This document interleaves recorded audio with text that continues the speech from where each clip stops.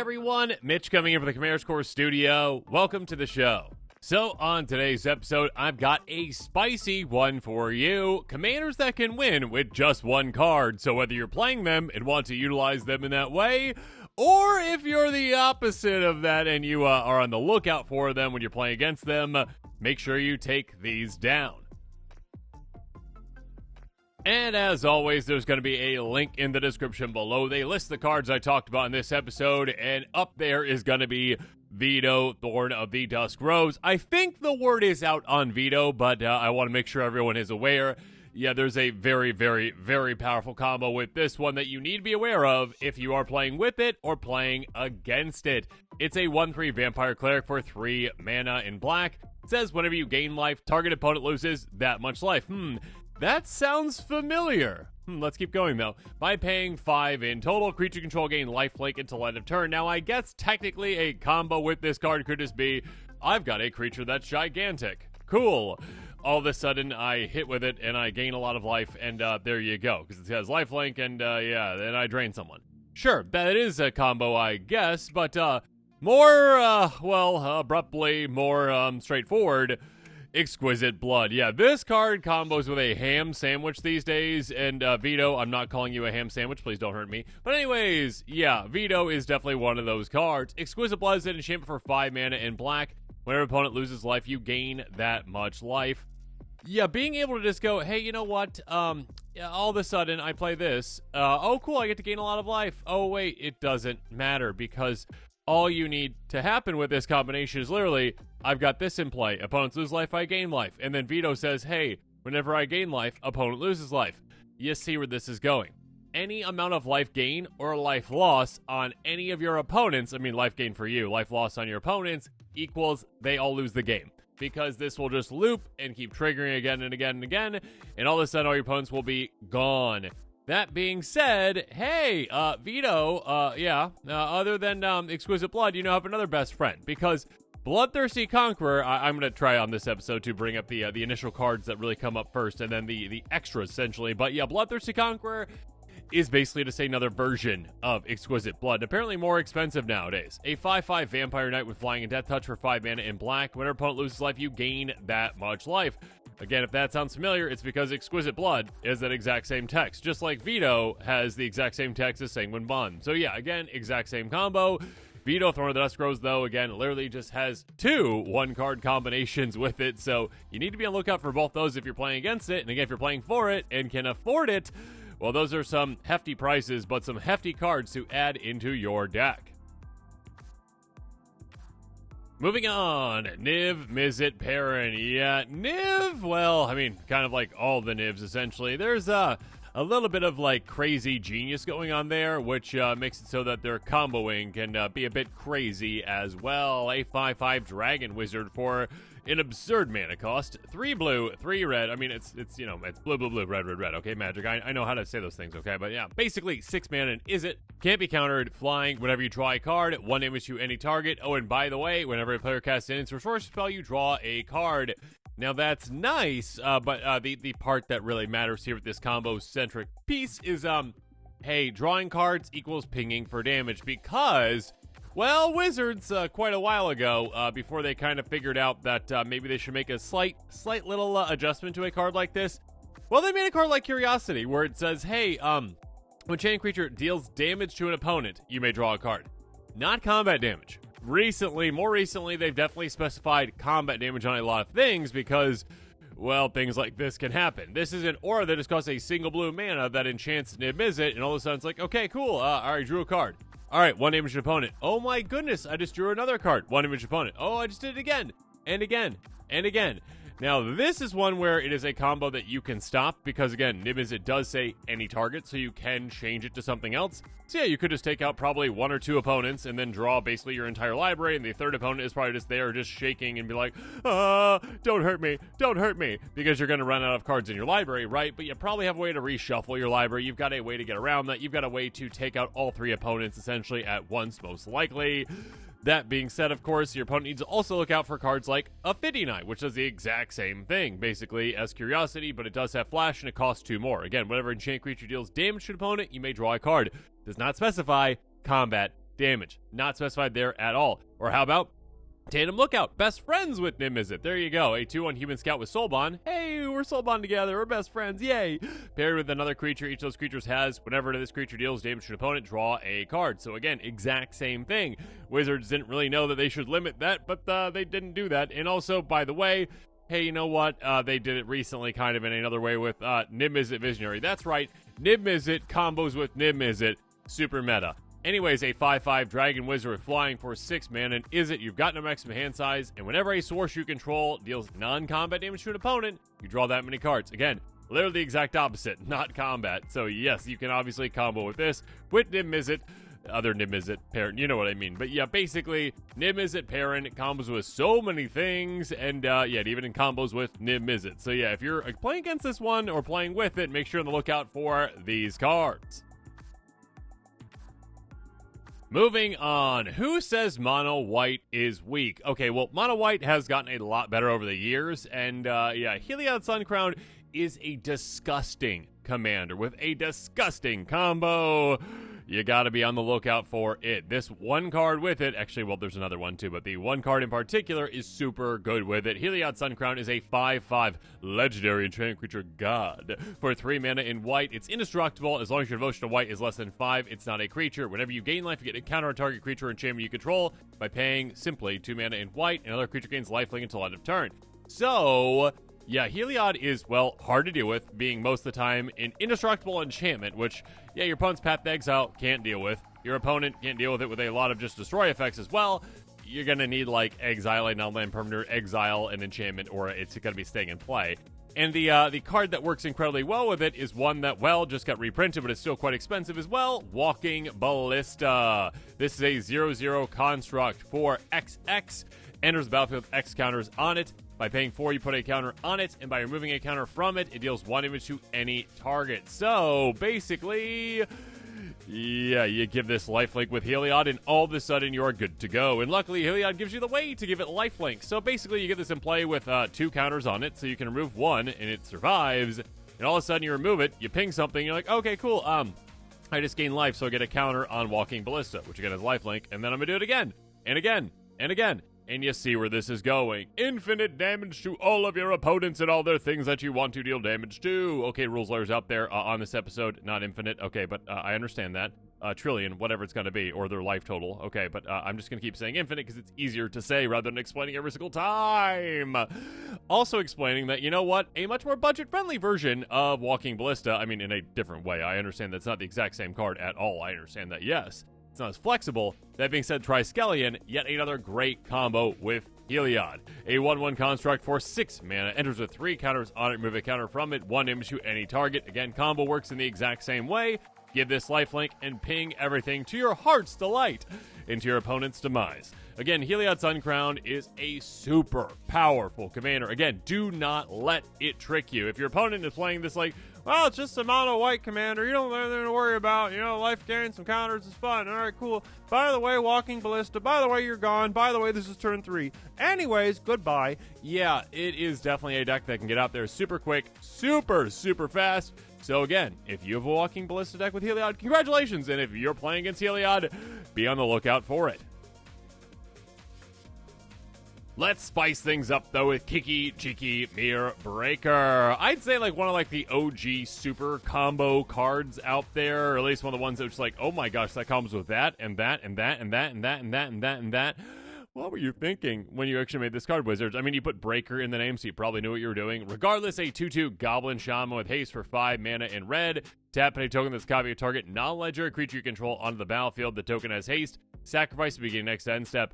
Being able to just go, hey, you know what I'm going to be doing with this? I'm going to be going crazy. I'm going to be going absolutely crazy with it. I'm going to be going, hey, tap, make something, untap, make something. Oh, yeah. There's plenty of ways to do that. Just to note some that can fit in the commander deck of Kiki Cheeky, Zealous Conscripts is one. And there are other ones that basically do this exact same thing. We'll get to one here in a little bit. But basically, it's a 3/3 human warrior with haste that costs 5 mana in red. Enters the battlefield, gain control of target permanent until end of turn. Untap that permanent, gains haste until end of turn. Just being able to go, okay, I ETB. Okay, I untap Kiki Cheeky. cool. I can then all of a sudden do it again and again and again, and now I've got an infinite, again, rules lawyers out there, I understand, an infinite amount of zealous conscripts that are 3/3s, and I swing and I deal triple infinite damage, which is definitely a mathematical term. But yes, again, there are other ones like Course of Recruiter that basically do the exact same thing. Whenever it or another pirate enters the battlefield under your control, gain control of target creature until end of turn. Untap that creature until end of turn. It gains haste, comes a pirate.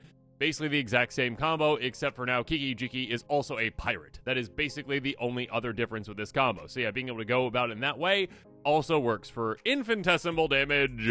Combat Celebrant is another one that you could actually utilize in this fashion. It's a 4/1 human warrior for 3 mana in red. If it hasn't been exerted this turn, you may exert it as it attacks. When you do, untap all the creatures you control after this phase, which is combat phase.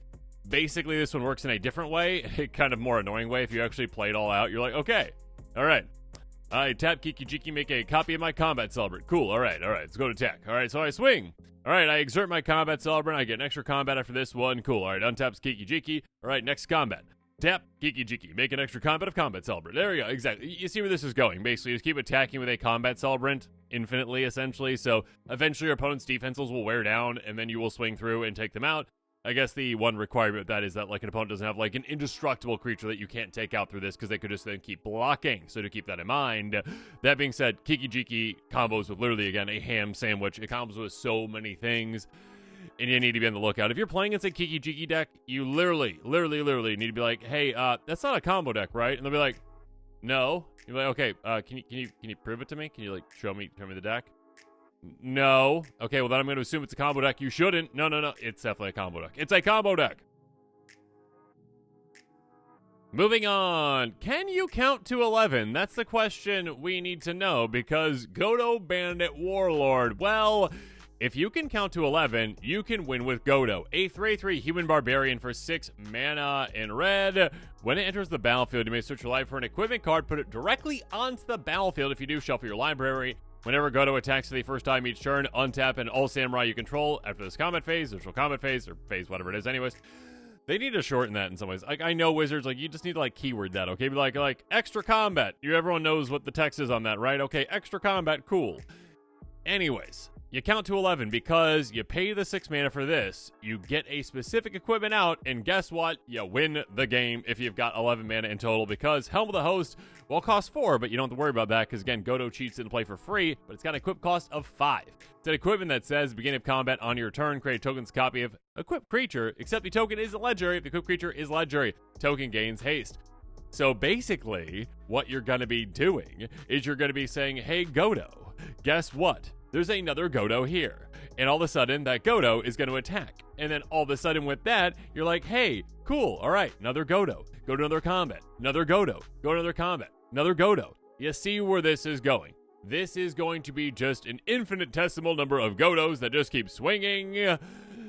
Again, rules lawyers out there, I know they're not infinite things still, but and you have to be able to get through in combat too. But basically, Godo, just to simplify things, count to 11 and you win. That's all you gotta know. And if you're the opponent of this, you gotta be like, hey, Jeff Helm will host in that deck, and they're gonna be like, no, prove it to me. No. Okay, they're gonna have the combo then, so take them out, okay?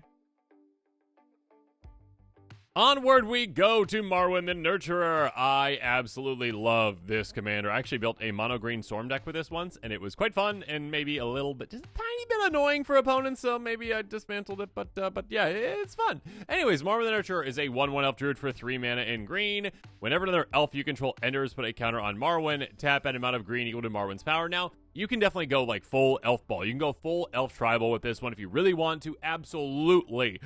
Or you can just, like, care about the power and, like, get power in different ways, because it doesn't matter if you have elves in play or not. You're just like, okay, yeah, attach a Blackblade Reforged? Cool. All right, this taps for, like, 8 now? Great. Good for me. Cool. But you don't need to tap for 8. You need to tap for, well, exactly. Let's calculate it right here with Staff of Domination. Here we go. If you have, let's see, 1 plus 3 equals 4 mana, then you can untap infinitely, but you need 5 mana, though, for the infinite mana and winning shenanigans. It's an artifact for 3, and it says pay 1, untap Staff of Domination. You already should know it's broken because it does that. By paying 2, you tap, you gain 1 life. By paying 3, tap, you untap target creature. There we go. And by paying 4, tap, you tap target creature, pay 5, tap, draw a card. The combo is quite simple. Again, you literally have Marwin tap for 5, which is not difficult at all. Literally, they're just like any kind of, okay, I played a couple elves, or like, I played a Blackblader Forge, I attach it. Yeah, you're gonna get to 5 power easily. All of a sudden, you're like, okay, I tap Marwin for 5. All right, I use 3 of that to tap and untap Marwin. Awesome, I use 1 of that to untap the staff. Now I've got 1 extra mana just floating around that I'm gonna leave there. I do this a trillion times. Cool, now I've got a trillion green mana. Good for me. With that, I can just keep untapping the Staff of Domination as many times as I want. Or again, infinitesimal mana, basically, right? You can just keep doing it. I gain infinite life, a trillion life, rules lawyers.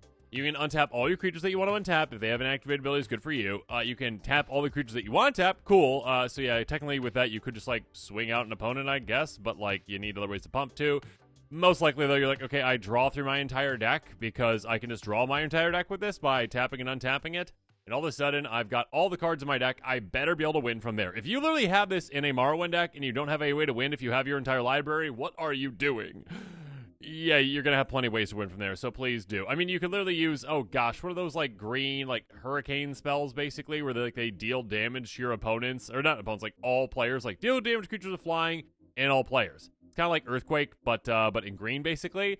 Yeah, utilize that, because you've got infinite life, and you just win from there, right? Okay, so do that, but again, if you're the opponent of this, if you're the opponent of Marwin, and they're not just playing, like, straight-up Elf Ball, and you're like, hey, you know any combos in that deck, right?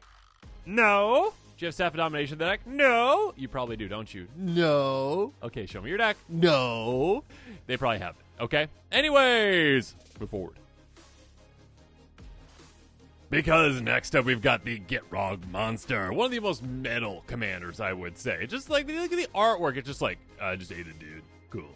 Anyway, 6/6 frog that has Death Touch and costs 5 mana in Golgari. At the beginning of your upkeep, sacrifice the Gitro Monster unless you sacrifice a land. Oh no! They play an additional land each of your turns. Whenever one of our land cards are put in your grave from anywhere, draw a card.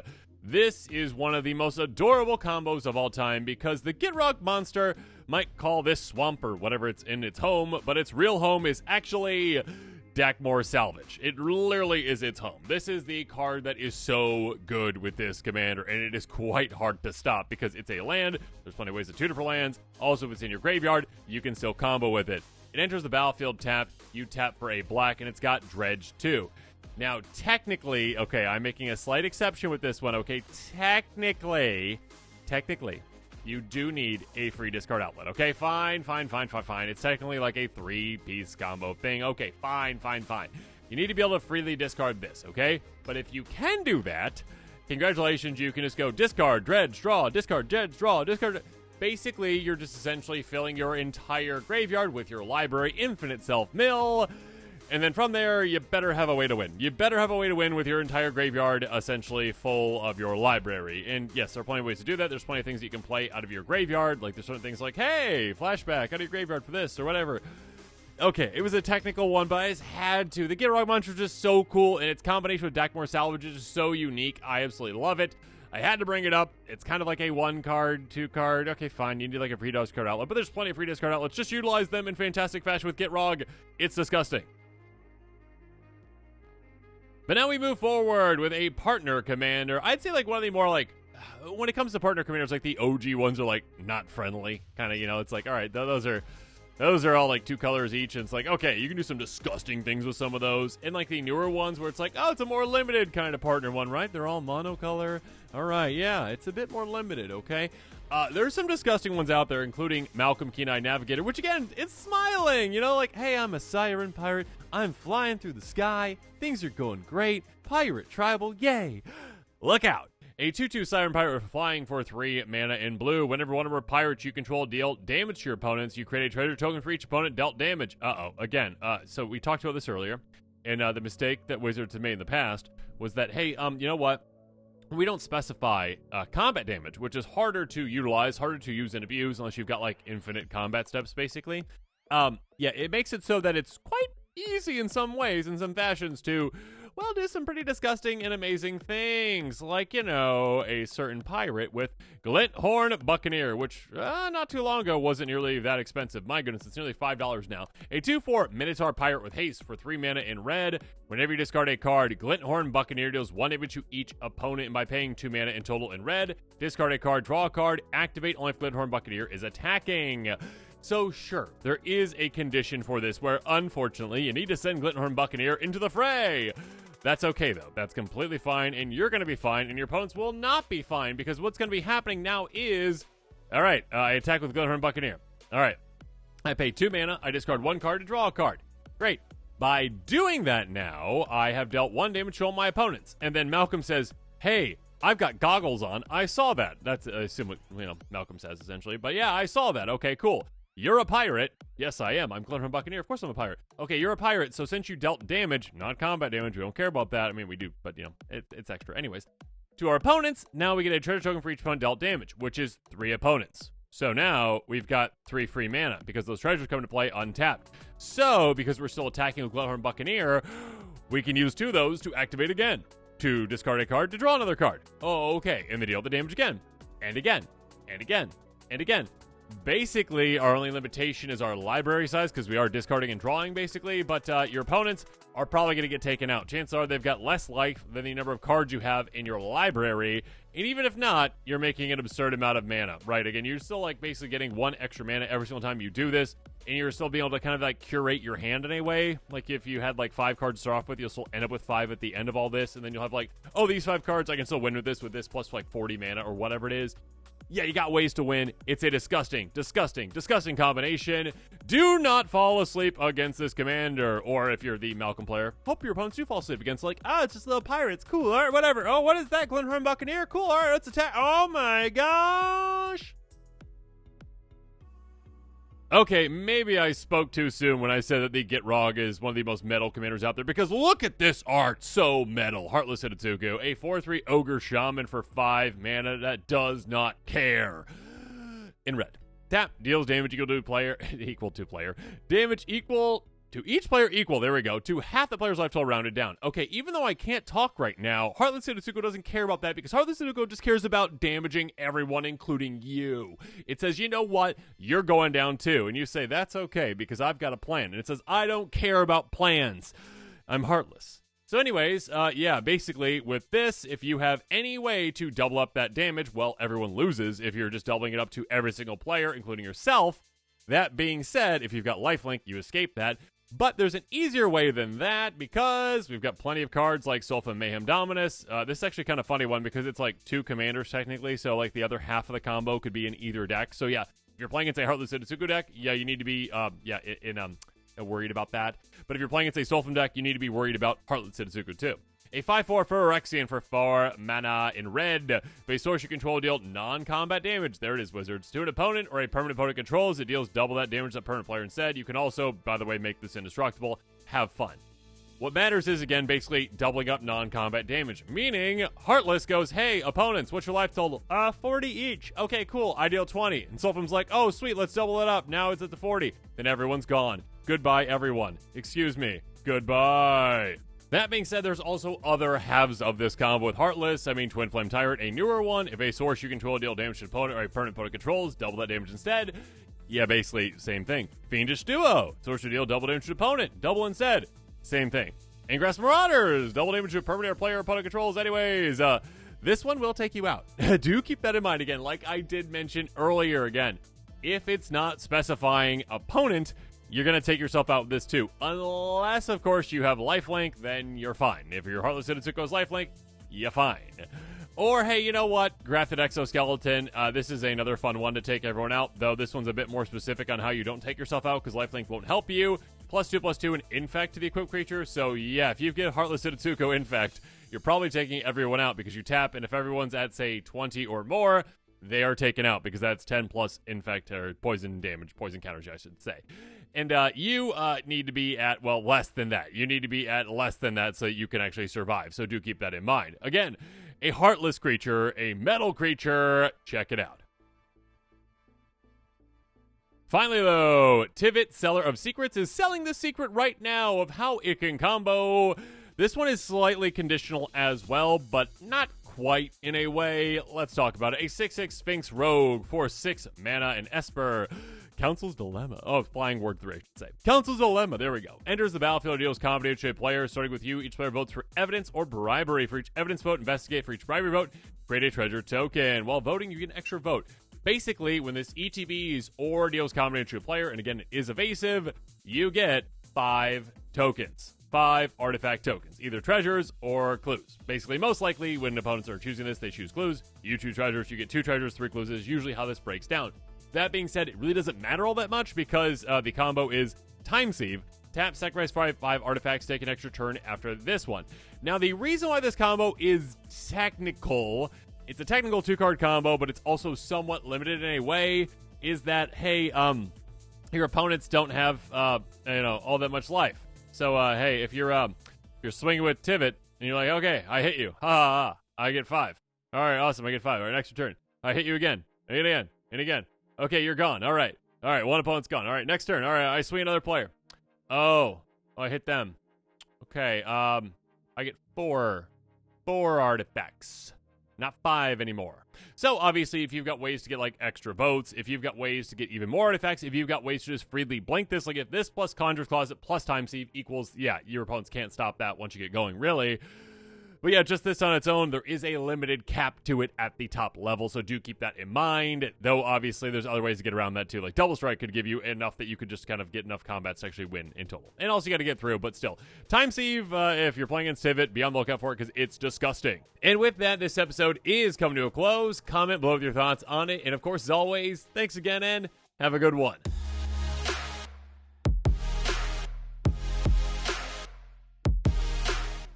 This show and episodes like this one are possible thanks to viewers like you. If you're looking for an easy way to help support this show, make sure that you like, share, and subscribe. Also, hit that bell notification icon so you don't miss any new episodes. You can also go check out our playmats and other merchandise at thecommandersquarters.com. Another easy way to support this show is with our TCG player affiliate links. So whether you're buying a deck or individual cards, you can use this general link right here or one in the description. And the final way that you can support this show is by supporting us directly by becoming a patron. There are many benefits to being a patron, and I truly couldn't do this without all of their support.